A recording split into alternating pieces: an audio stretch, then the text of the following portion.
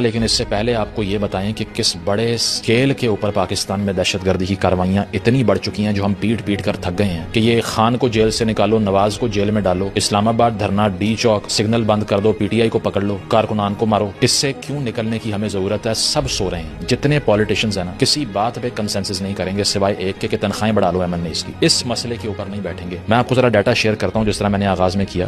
558 پاکستانی شہریوں کو T T P نے پچھلے ایک سال میں ٹارگٹ کر کے قتل کیا۔ 504 اٹیک بی ایل اے اور بی ایل ایف نے 2024 میں صرف کیے ہیں۔ داعش خراسان اس کی طرف سے 2018 میں 236 پاکستانیوں کو جو ہے وہ مارا گیا تھا۔ اس سال بھی یعنی کہ 2024 میں 25 واقعات داعش خراسان نے کیے یہاں پہ۔ اس کے علاوہ بسز سے اتار کر میس نمبر کے اندر پاکستانی شہریوں کو ذبح کیا بی ایل اے نے، اور بی ایل اے کے اٹیکس کے اندر 388 پاکستانی شہریوں کی جان چلی گئی۔ تو 2007 کے بعد سے سب سے بڑا یہ ریٹ ہے ٹیررسٹ اٹیکس کا اور کیجولٹیز کا۔ 2023 میں 517 اٹیکس ہوئے تھے پاکستان میں دہشت گردی کے، 2024 میں 1099۔ یہ اتنا بڑا نمبر ہے جو 9/11 میں دیکھنے کے بعد نا امریکہ نے 2 ملک صفحہ ہستی سے مٹا دیے تھے، عراق اور افغانستان کی بات کر رہا ہوں۔ کہ آپ صرف ایک منٹ کے لیے آنکھیں بند کر کے ایک امیج پینٹ کیجئے اپنے دماغ میں کہ ایک میدان ہے جس میں 1100 پاکستانیوں کی لاش پڑی ہوئی ہے، and tell me how does it look like, what would it take for us to wake up? I don't know. آپ نے وعدہ کیا تھا کہ پشاور میں جو نوجوان بچوں کی جانیں گئی ہیں، جو اسکول گئے تھے 3، 4، 5ویں گریڈ کے، جن کو جلا جلا کے ٹی ٹی پی کے لوگوں نے مارا، جن کی ماؤں کو یہ بتایا گیا اور بچے پیدا کر لو، اس کے بعد ایک پلان تشکیل دیا تھا آپ نے،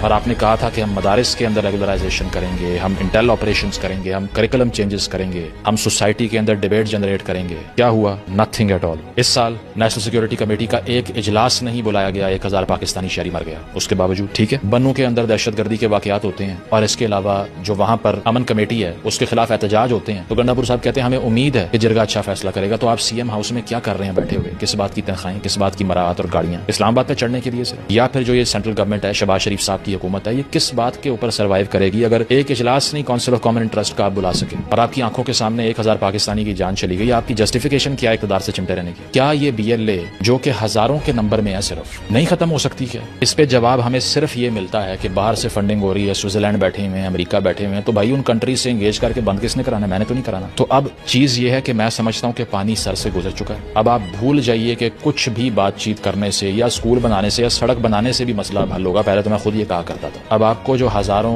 میل کا سفر طے کرنا ہے اس کا پہلا قدم تو لے لیجیے۔